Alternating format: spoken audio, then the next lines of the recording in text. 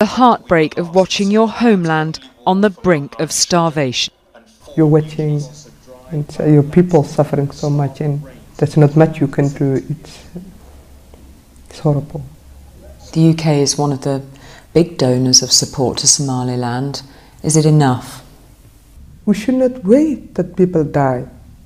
We know this was coming. The signs were already in November. And we are in March. It's 4 months. So one thing I would like to say is it's already too late, but every day counts. Every hour counts. People lost all their animals. Now people are starting to die.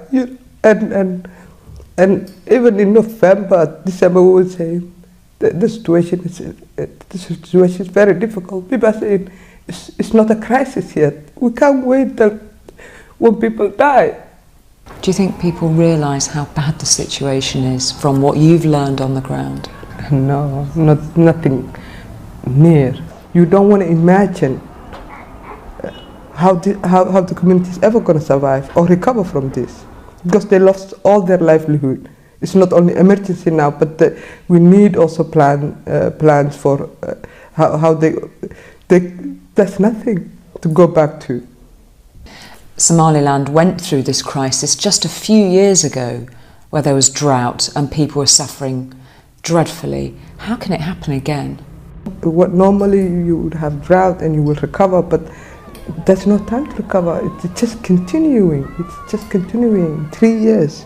Actually, why people often die is the long distance people walk, and then they arrive somewhere, and there's nothing. So what is your message tonight to the international community, to the governments around the world who know that this is happening in Somaliland? Please help if you can. Every bit helps.